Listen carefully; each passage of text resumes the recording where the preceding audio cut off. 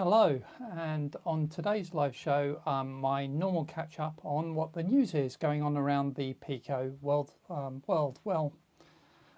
As you know, there really is only one piece of news, and that's that we've got a Pico 2 has been launched, and the RP2040 processor that it's based on. So we will talk a lot about that as I go through today's live show.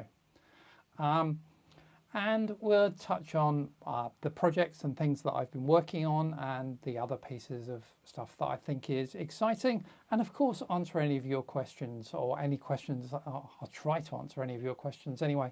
Can't always promise to answer everything. So, hi, I'm John, your concierge to the world of the Raspberry Pi Pico, IoT, robotics, and other fun tech. And welcome to my channel.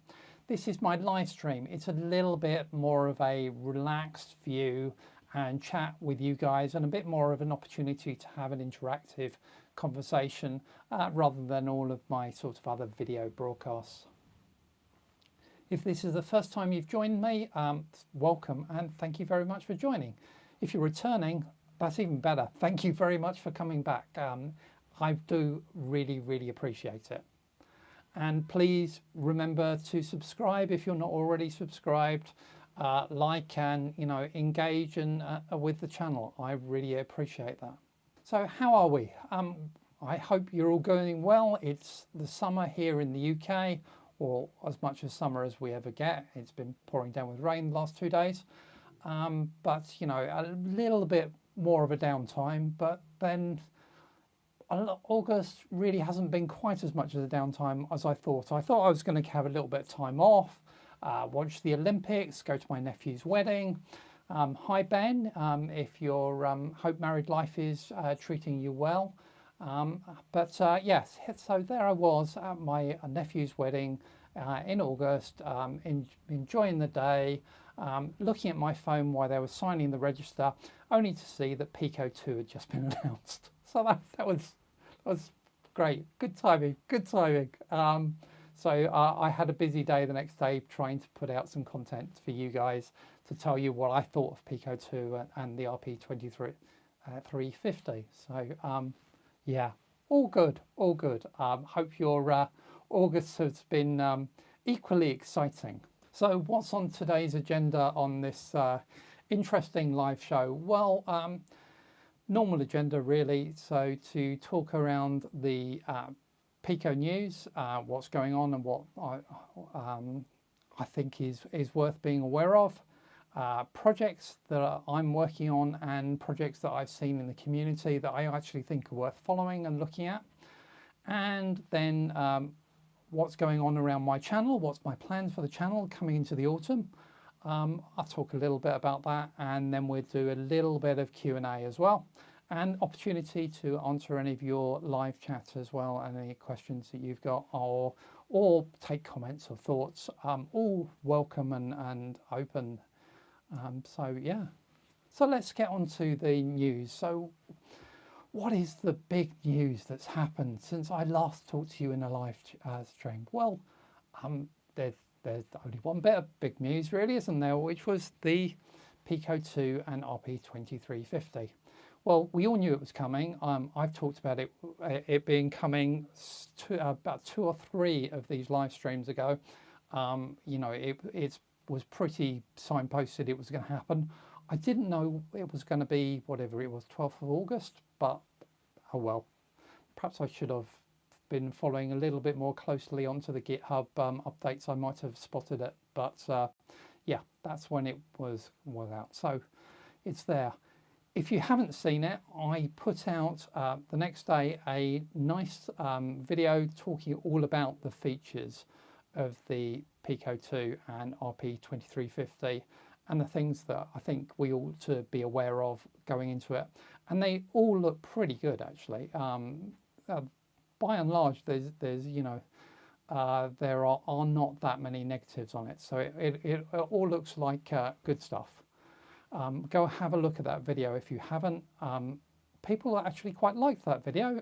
It's got very quickly over 100 hours of view time, which is nice for one of my videos and for this area, because Pico development is perhaps the outlier of the most exciting stuff on the internet. You know, this isn't a sports channel, this is tech, and you know, it's not always the most exciting world, I know, but actually there's some good stuff on that, so go look at that if you haven't seen it already. And if you've been hiding under a rock and you haven't heard anything about the Pico 2 and the RP2040, well, or 2350, sorry, I'll get it right. I'm getting used to it. Then, well, what is it? Well, it's compared with our friend, the Pico and the RP2040, we've got much higher clock speed. We've got twice as much RAM. And that actually, I think, is a big deal because the amount of RAM on the original RP2040 was a little small at 260 K. We've got over twice that, so that's good. We've got some security features. Now, I know I've seen people talk about, you know, trying to get these things out as real devices to sell them and being concerned about the code that is on them being their property and their IP and being able to lock that down and secure it. Well, we can now. We've got some nice security features, so we're able to put fuses on there to prevent people reading back data. We can lock what updates can be put on, and so that, you know, updates can only come from a certain source and be actually added onto the Pico. So there are some great security features and some accelerators for things like SHA-256, though that I think is going to be more useful when the Pico 2W launches around Christmas time. And there are some updated interfaces, things like PIO, which I really quite like. And we only had 8 PIO ports available to us, or machines available to us on the Pico and the RP2040 in 2 banks. Well, now we've got an additional third bank, so there are actually 12 PIOs available to us. And we also have this high-speed serial interface, though it's only out, but it can put 8 bits in parallel at 300 megahertz. This looks really useful, probably for video generation and pushing out of video, I suspect, is where the use case will mainly be. But good stuff, not a nice peripheral to have on there. There are other things that are interesting on there that I must admit I hadn't quite picked up on until I started playing with the SDK a little bit. I noticed that actually there's no real-time clock on the Pico 2. That's not so bad a loss. The real-time clock on the original Pico wasn't really much of a real-time clock in my view. So I've in a number of projects I've ended up using external real-time clocks, so not that worried to lose it. We've instead got a always-on timer, which is fine actually for most use cases. I think that will be absolutely good. But yeah, there are a few little peripheral changes and things, but that's what was really in there. Go have a look at that video, and I will be putting out some videos showing the Pico 2 and 2350 boards over September, October time. My Pico 2 board turned up yesterday. Finally, thank you Royal Mail.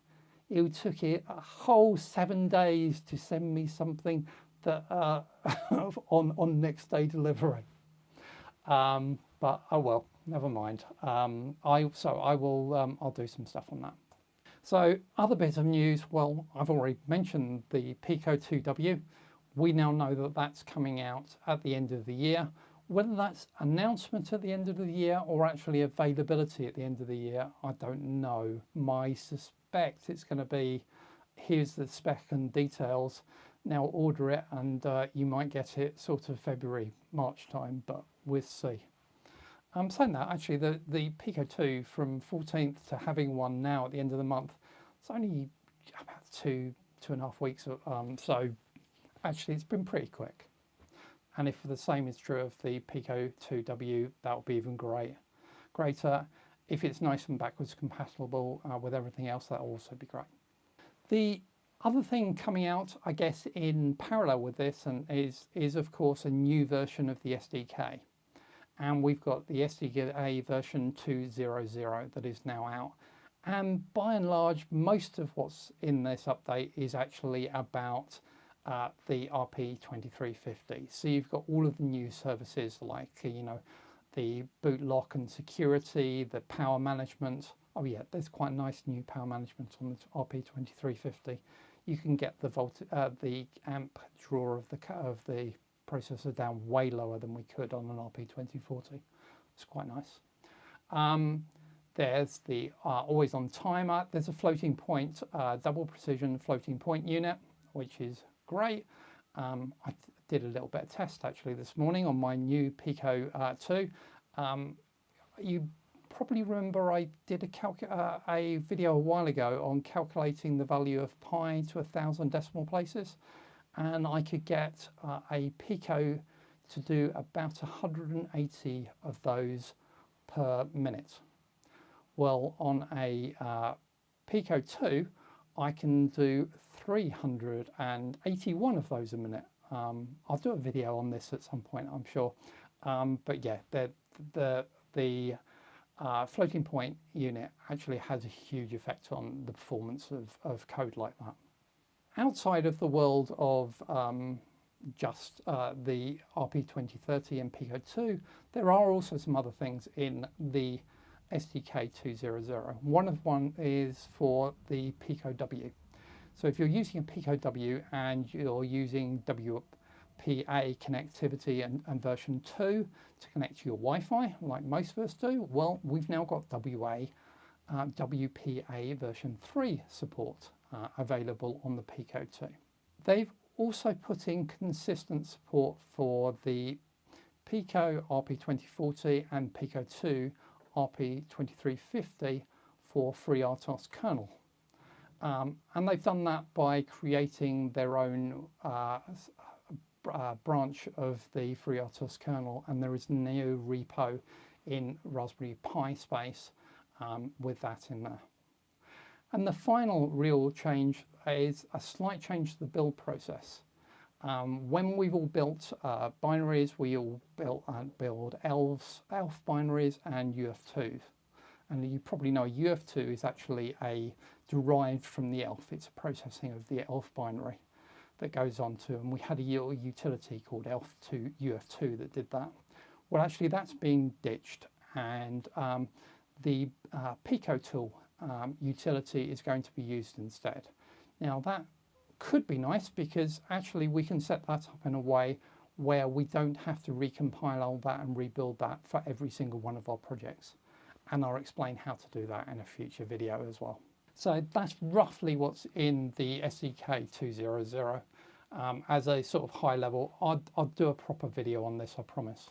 That really was the big news. It is August. It is, you know, it's a quiet month. Shouldn't be much going on apart from a new launch of the major processor I'm actually interested in and following.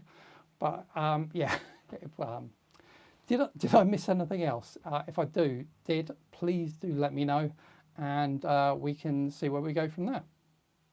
And I will try, if I have missed anything, then I will try and get that into a future update or something. So please do let me know.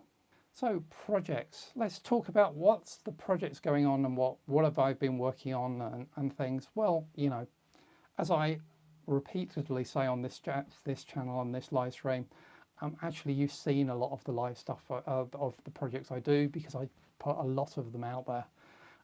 But let's just go through some of the stuff that I've been working on over the last few months. So, you know, since we last talked, you've seen me talk about how to actually put the Pico into a dormant state and sort of hibernate it. And that was really going to be important for a project I had in mind to do around battery and solar powered. Actually, that ain't going to work, and I've had to change strategy a bit. So we'll come back to that because there's a second video on that very subject.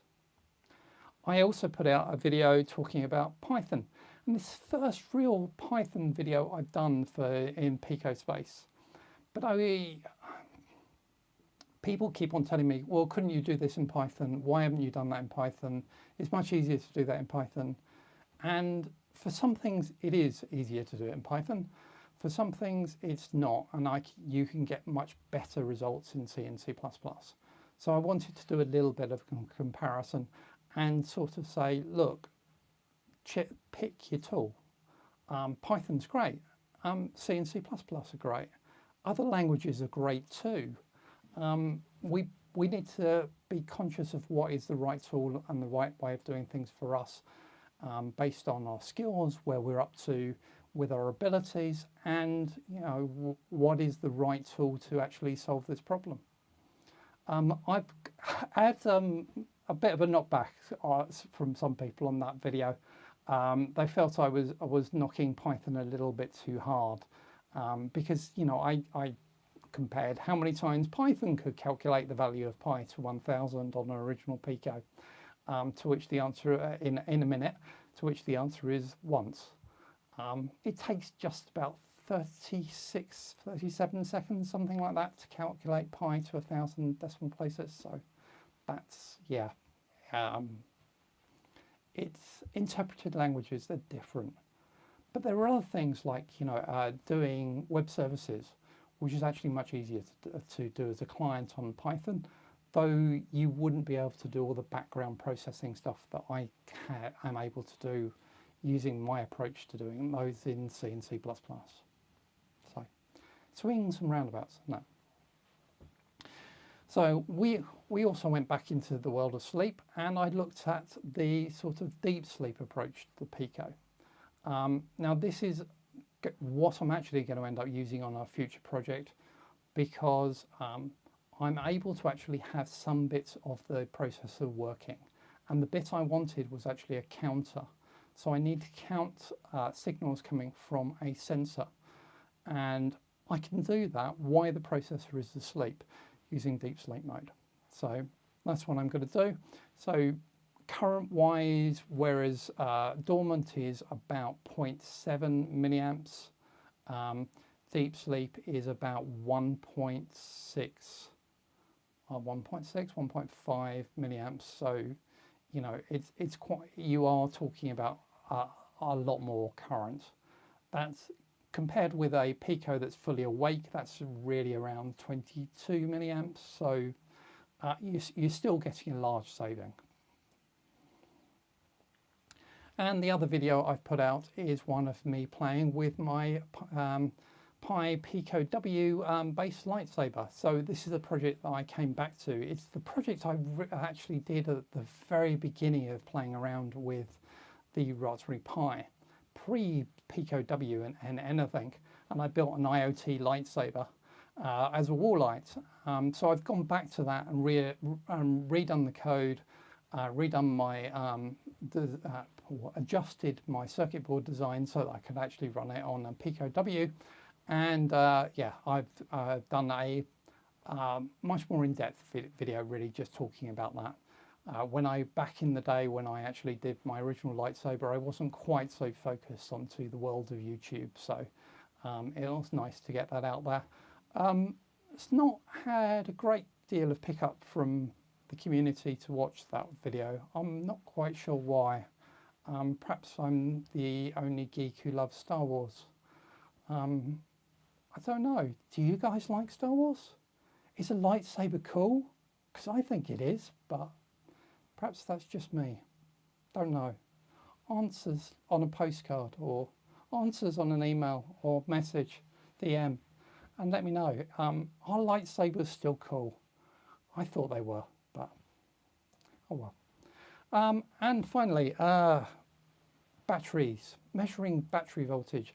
So going back again to that, this battery powered and solar project, I need to be able to measure what the battery current is and how the battery charge is being maintained. And so I was looking at this. This is an interesting space because I read the spec, I implemented what the spec did, and it definitely didn't work. And then I went and looked at the example and from Raspberry Pi, and I reproduced what they did in their example, and that definitely does work. But I've reviewed the code several times, and it and the spec do not seem to agree as far as I can see. So yeah, not sure I quite understand it. But on the other hand, I have functions that will actually measure the voltage, and that's the important bit. So those are the real projects I've been working with that you've seen. The stuff that you haven't seen is the stuff I'm doing towards the weather station, which is actually what that solar and battery power project is going to be. There's quite a lot in this, including getting a board built, building cases for it. There's quite a lot of components and sensors that's going to have out there. So I think we're talking about a dozen sensors on board. So I'm probably going to end up doing several videos talking about this one, and I'm just trying to make sure that I can get to the end of it, and that I'm not going to get to a point where I'm going to go, oh yeah, and well, I told you about most of this, and the rest of it not going to work because I've actually found a brick wall. So I'm trying to get myself through that so that I can then wind back and tell you all about it in probably several videos, but that's coming soon. And the other thing that's coming soon is me talking about one of these, which is WaveShare's RP2040 Touch screen. It's basically a RP2040 and a TFT touchscreen that's about 26 millimeters square. They're really quite nice. Libraries are what you expect, not brilliant, but yeah, and look, it's got a button on it. You can push the button. Oh God, yeah, John, you pushed the button. Well done. So yes. Now, a better demo of that is by a guy called Daniel Weinzek in Germany. And he's sort of built an entire, basically, watch screen based on this and running on the RP2040. It's really nice demo. Really shows off the hardware really, really well. Recommend going and having a look at his project. It's a nice piece of work. He didn't use most of the libraries. He's rewritten most of it, but it's a nice piece of work. Go look at Daniel's stuff. I was very impressed. So, and I've put the link in the show notes. Look at me, I'm calling them show notes now. You know, presentation mode is me. So that's the projects I was going to talk about and the stuff that I've seen. If you've got a really good project, or you've seen someone else's real good project around the whole Pi Pico space, let me know. I'd love to show it on a future live stream and talk about it. Please do get in touch, DM me, drop me an email via my website. You know, find some way to add a comment here. Find some way to contact me, and I can make that happen. So, right, where are we up to now? The channel. What's going on the channel? Well, what's my plans for the channel? Well, I guess, you know, first of all, I always tell you, you know, this is what my broadcast schedule looks like. Thursdays is always the full vlog day. That's where my full video goes out. Normally at 2 o'clock in the afternoon, apart from last week where somehow something went horribly wrong and it didn't, and I sent it out on Friday. On the other hand, putting it out on Friday seems to have really increased the viewer rate, so it's possible I might be changing the date at some point, but at the moment they go out Thursdays, 2 o'clock in the afternoon UK time. Then the following Tuesday there is the 3-minute summary version where I can get it down to around about 3 minutes. It won't have all of the content, it won't have me taking all of you through code. It will be very much a constricted version of it. But if you want a quick scan through, see what it is, understand it, see if you really want to spend the 10 or 15 minutes that my full videos are, then, you know, it's a good way of doing it, I guess. And people seem to like them, I must admit. And then Sundays, well, once a month, they're going to be a live stream, and in between there may be shorts. I took August largely off of producing shorts because, well, shorts are different. They're a minute long. It's very difficult to get any content and real description of what you're trying to do into that 1 minute. They're I guess tasters really, and I'm not sure I've quite got the format right. And right now my target around the channel is to get to the full partnership level with YouTube, and that means getting 4,000 hours of content watched in a year, and that's quite a significant number for a really minority interest space like ours. So most of my focus is taking the time to actually produce quality content that actually you guys will watch and consume so that we get to that number. So that's why I'm taking my eye off the ball a little bit around shorts for now. Once I've got to that 4,000 hours, and I'm not far away now, then we can see where we go from there. But at the moment, that's got to be my real target. So that means focusing on getting the quality content that you guys want to watch, because that's how we become successful. And, you know, to be honest, actually, I enjoy that bit. The fiddling to making something really short look good is hard work. And for me, at the moment anyway, perhaps things will change over time, but that's what I'm up to. So what else? Super thanks. So the tier I'm on at the moment, we have this extra feature on YouTube called Super Thanks, and Super Thanks lets you give me a tip for the great stuff I'm putting out.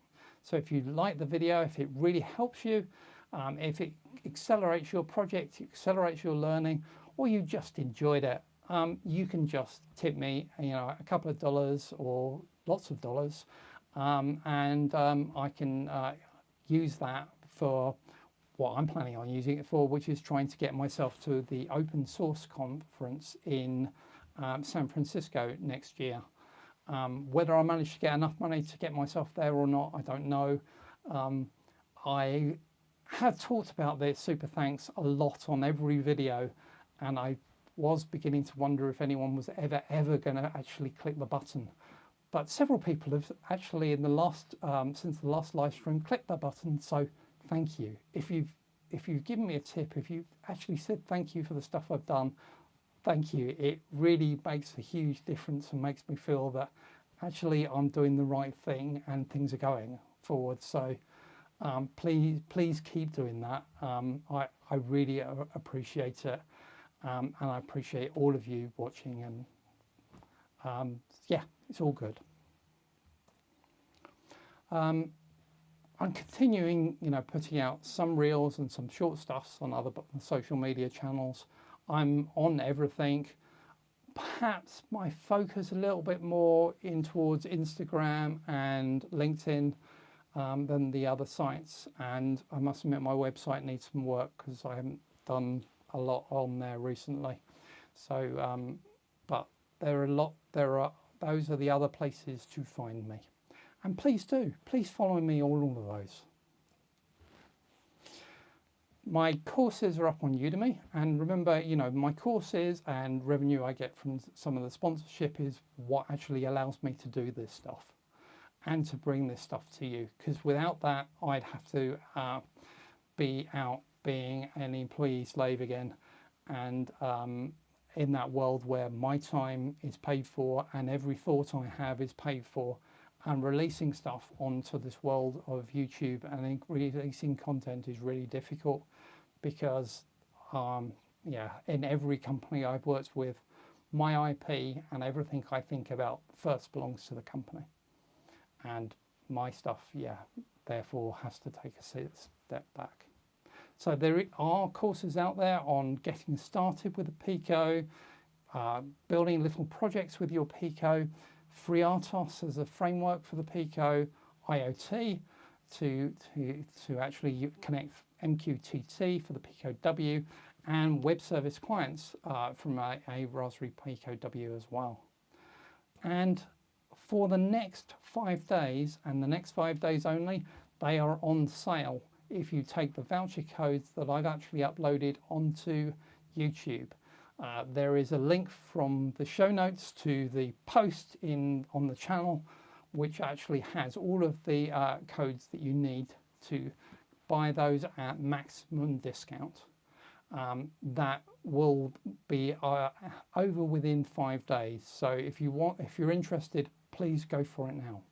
So that was the update on the channel, and takes us to Q&A time. So 2 Q&As I wanted to briefly talk about that I've got canned, and then we can do any live Q&As. No live chat at all, though we've had some good concurrent access people on the channel, so thank you very much for watching Why I Talk. It's much appreciated.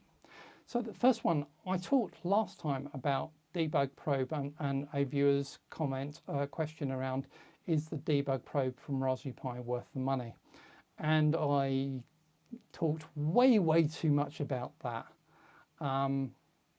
And so let me, and I want to structure that conversation a little bit more. So this week's video going out on Thursday is going to go back and have another look at the debug probe from what I've learned from using it every day pretty much for about the last 18 months. So I've gone back and said, well, actually, this is why I'm not quite as in love with it as I was, and this is where I am.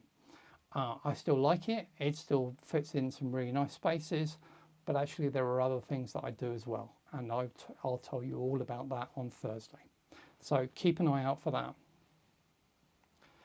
The other question that I had, which I think was really an interesting one, was around DDD and ROS2. So ROS2 is Robot Framework, and whether I'm going to support the control package. Well, and show some demos of how to use the control package. And if you don't remember, this is DDD. It was my DIY dev droid. It's in fact sitting on the shelf behind me. He hasn't been out for a while, I must admit. So am I going to play around with some more ROS2 stuff, including the control package? Yes. When? Not sure.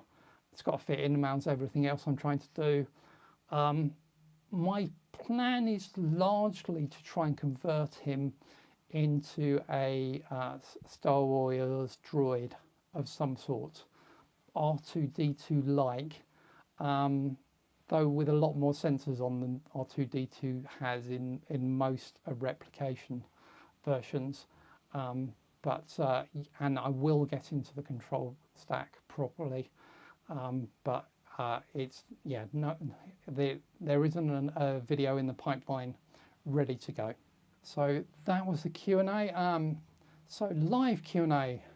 Does the RP2040 include a hardware divider? On the clocks, I believe so, but certainly there will be one in there around the PWA, pulse width modulation library and functionality. Other hardware dividers, normally a lot of dividers around the clocks, because that's the approach to actually reducing clock speeds. But depends what you mean by hardware divider and which hardware divider you're talking about. So sorry, need a little bit more in the question to be able to give that, and I probably would need to do a bit more research. The RP2040 is pretty new to all of us, I think. You know, yes, there certainly are dividers on board. There has to be for things like pulse width modulation. which and it's got a hell of a lot of PWM channels actually on the RP2040. We only had 16 available on the Pico 2 and the RP2040. There are, I think it's a 36, but I'd have to check numbers, something like that. It's gone up quite a bit. There we go. So if there are no more questions, I'd like to, thank you all for watching. Please send in your questions for next time and let me know all the projects you want to put forward that I really should be talking about next time. I'd really appreciate it. And I will, of course, do a live stream in September. Date to be announced very soon. Keep an eye on the channel, subscribe, and then you'll get notified that I'm doing a live stream. And I will see you then. And until then, keep tinkering, and I will see you soon. Bye-bye for now.